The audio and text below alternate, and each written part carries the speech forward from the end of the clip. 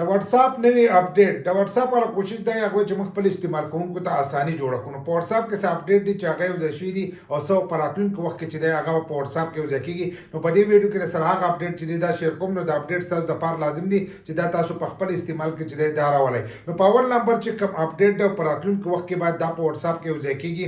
نو هغه ستاسو د ټول لپاره خاص دی، ځکه زیاتره کسان وایي چې موږ د خپلو ماشومانو په واتس اپ باندې نظر وساتو یا د خپلې فیملۍ په واتس اپ باندې چې دی په هغې باندې نظر وساتو. نو په واتس اپ کې یو داسې اپشن به یوځای کېږي چې تاسو به د خپلې فیملۍ واتس اپ چې دی هغه به د خپل واتس اپ نه کنټرول کولی شئ. کنټرول کولی به یې دا شي چې دی چاته میسج کوي او هغه دته څوک میسج کوي، نو دغه هم تاسو کنټرول کولی شئ. د ده لاس سین چې دی دا څوک کتی شي چې کله یو ځای شي نو بیا به په هغې نه وروسته پته لګي چې نور پکې کم کم اپشنونه چې دي دا یو ځای کوي. خو دا اپشن چې دی دا به پکې په راتلونکي وخت کې چې دی دا به یو ځای کېږي چې تاسو په واتس اپ چې دی دا به کنټرول کولی شئ. لکه د خپلې فیملۍ واتس اپ چې دی دا به تاسو کنټرول کولی شئ. وایي به راته چې په دې کې ستاسو کوم اپډیټ چې دی هغه د ټول نه زیات چې دی هغه خوښ شو. په کمنټس کې به لازم وایي. بل کوم اپډیټ چې دی دا به هم په راتلونکي وخت کې چې دی دا به په واتس اپ کې یوځای کېږي. خو ځینې کسانو ته به دا زوړ اپشن چې دی دا به هم نه معلوم. نو د دې سره به راته دا زوړ اپشن چې دی دا به راته هم وښیم چې د دې نه تاسو هم پیدا اخیستی شئ. د هغې لپاره به تاسو چل وکړئ چې خپل واتس اپ چې دی دا به کولاو کړئ. له پاسه د ګوټه به تاسو ته درې ټاکې چې دي دا به تاسو ته ښکارېږي.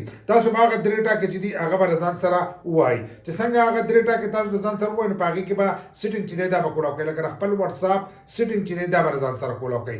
چې څنګه تاسو د خپل واتس اپ سیټینګ د ځان سره کولاو کړو نو لاندې به تاسو ته دا دویم نمبر اپشن ښکارېږي. د سیټ اپ زموږ د سکرین ریکارډینګ چې دی دا به تاسو ته هم ښکارېږي. پرایویسي چې لیکلي دی دا به د ځان سره دغه شانتې چې دی دا به ووایئ. چې څنګه را تاسو ووایئ نو دلته کې دا اپشنونه تاسو له درکړي، خو دلته کې دا یو اپشن دی دا یې بند کړی دی. دا کم چې خړ شوی ډسپیرنګ میسج دا چې لیکلی دی دا چې دی دا به ځان سره دغه شانتې چې دی دا به کولاو کوئ. چې دا کولاو کوئ نو دلته کې چې دی تاسو د میسجونو ټایم چې دی هغه تاسو دغه کولی شئ چې څومره ټایم پس چې دی زموږ دا میسج د بل کس نه ډیلیټ کېږي. خو په دې کې یو نوی اپډیټ چې دی دا راځي. که تاسو دلته وګورئ نو 40 غنټې پس چې دی هم کټ کېدی شي. لکه تاسو یو دا 40 غنټې باندې تاسو نه کړله نو تاسو چې چاته میسج کوئ نو 40 غنټې پس چې دی هغه به ختمېږي. دغه شانتې 2 ورځې پس او 90 ورځې پس او که آپ یې ساتئ نو بیا به ستاسو میسجونه چې دي دا به نه ډیلیټ کېږي. نو په دې کې اوس یو نوی اپشن چې دی هغه یوځای کېږي چې تاسو سره اوس دا ټایمونه چې دي دا به لږ دا ټایمونه چې دي دا ډېر زیات دي.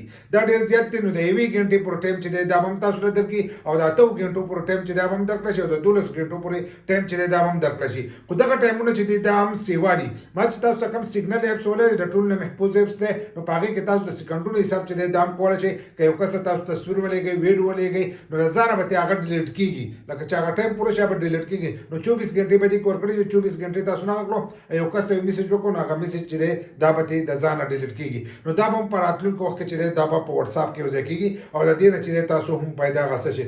یو بل اپډیټ دی چې هغه په واتس اپ کې یوځای شوی دی. کم کسان چې سټیټس استعمالوي لکه سټیټس استعمال زیات کوي نو د هغو لپاره دا اپډیټ دی چې تاسو به لاړ شئ سټیټس لا.